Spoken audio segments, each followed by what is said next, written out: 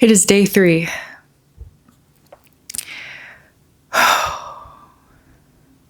I'm still really nervous to do this. I just spent maybe 5 minutes meditating, just sitting with the somatic anxiety that I get before recording. My breath is a little short right now, and I just have to get through this intro and relax a little bit. I do stumble on my words when I'm nervous. Hello, my name is Cassandra and welcome to my temple. I'm 29 years old and I'm documenting the last year of my 20s in these raw confessional videos as exposure therapy. Being so self-aware is a gift and a curse. When you're aware of a lot of things and you criticize them, or if you don't think they're good enough, then there are just so many things about you that are not good enough.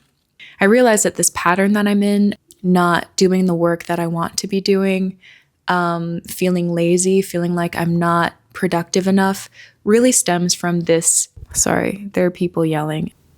I live on a really busy street. There are people yelling and screaming all the time. I always want to listen out just in case it's something really bad. I digress. I keep bringing this metaphor up. When we're locked into one perspective of ourselves, we see everything through that perspective.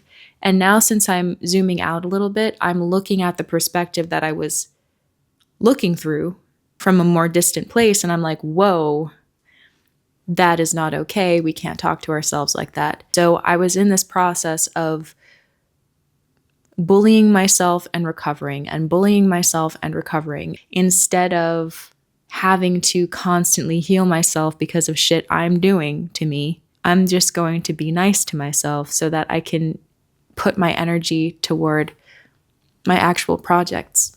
If we keep having to give our energy to ourselves because we're being mean to ourselves, we're not going to be able to put that energy out. So that was another huge realization that I had recently that I wanted to share. And that's it. That's all I have to say. Okay, bye. Just kidding. I feel like I should talk a little bit more. Do you like my grandma's coat?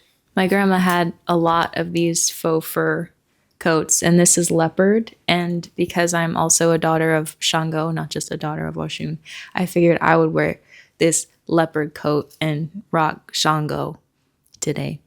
So that's what I'm doing. Everything is intentional.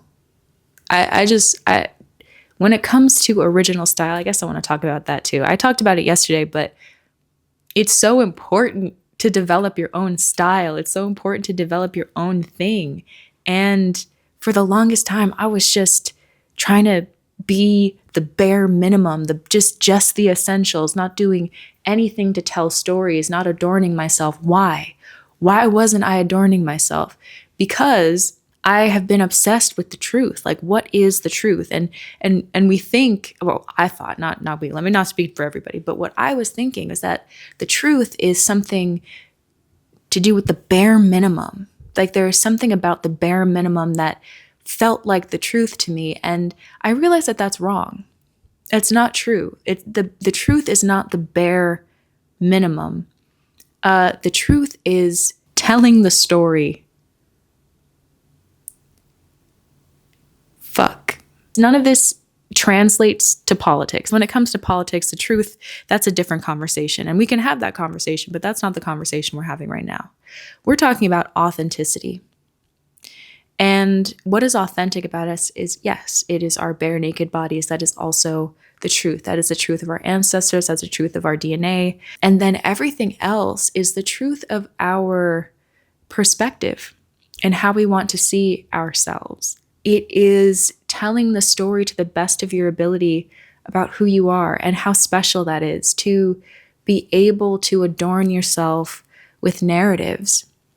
It's something we all do. It is something so deeply essential to our humanity, to our cultures. It is our narratives of who we are, right? Who are the gods of your culture? Who are the spirits in your culture? Knowing those things and understanding those things is so essential to finding who you are.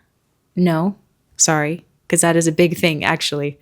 I don't believe that we find ourselves. I believe we choose ourselves. We choose who we want to be. We don't find who we are. We choose who we are.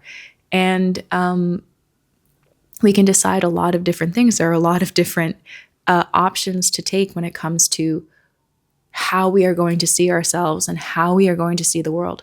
So I realized that I can have fun adorning myself if it's intentional. And it is protection.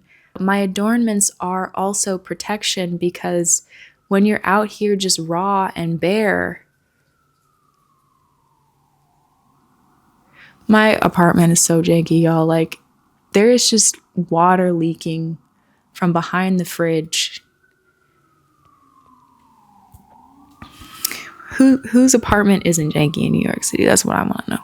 It's a pre-war building. This apartment is like 1920s, so flex, kind of low-key flex. What was I saying?